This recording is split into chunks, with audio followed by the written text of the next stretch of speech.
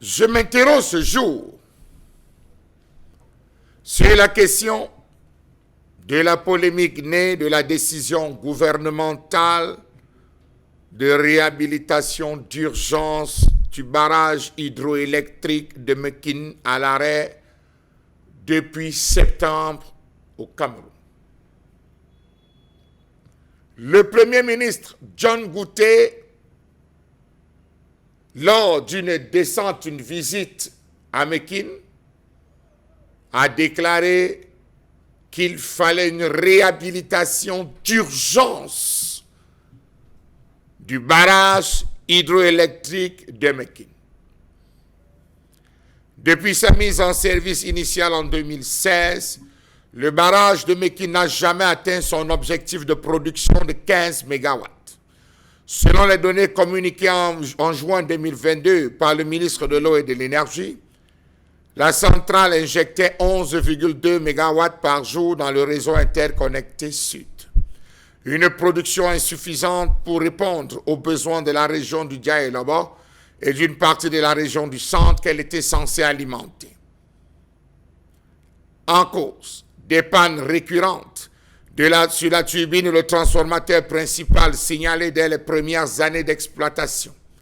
En quelque temps seulement, l'un des alternateurs a connu des avaries lors de la réception de l'ouvrage et demeure toujours indisponible à ce jour.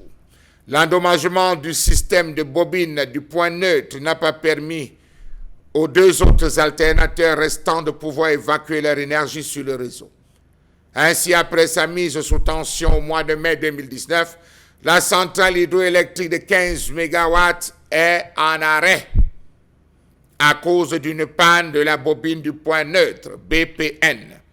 Les responsables du projet à l'époque avaient évoqué des contraintes techniques sans jamais apporter de solution pérenne. Pourquoi cherche-t-on à réhabiliter ce qui n'a jamais fonctionné? Le constat est resté inchangé jusqu'à l'arrêt complet de l'infrastructure en septembre 2024. Donc, mai 2019, 2024, ça n'a pas fonctionné, c'était en arrêt. État de choses qui a provoqué une crise.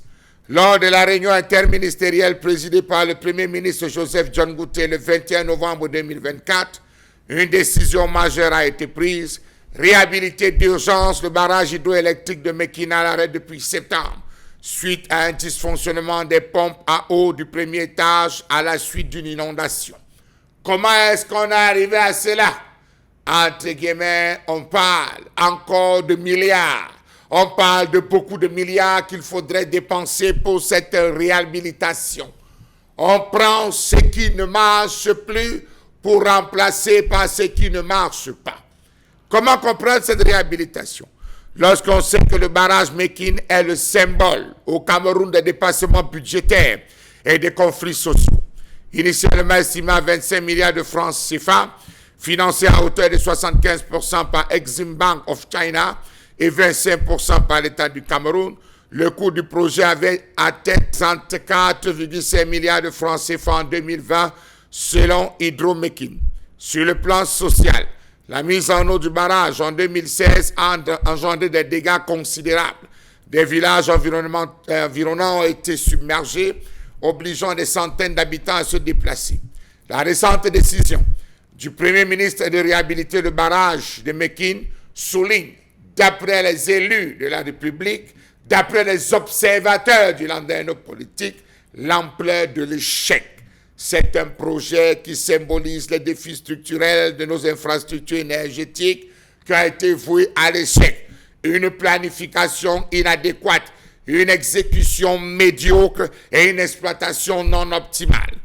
Car 8 ans plus tard, les indemnisations toujours sur ce site restent en grande partie impayées, alimentant un sentiment d'injustice parmi les populations locales. En juillet 2023, l'infrastructure avait pourtant été officiellement réceptionnée, marquant une étape censée clore un chantier débuté en 2010. Mais cette réception n'a pas empêché les dysfonctionnements de perdurer au point de rendre le barrage incapable de fonctionner. 2010, 2024, 14 ans. 14 ans. 14 ans et beaucoup de milliards pour un chantier, pour une infrastructure qui n'a jamais pu démarrer et atteindre son top niveau. Aujourd'hui, on parle sous cap de 60 milliards. Sous cap, on nous dit qu'il faut encore débourser de l'argent. Et si à la fin, cette inondation n'était pas une simple inondation du premier étage? Et si à la fin, cette inondation, entre guillemets, avait été provoquée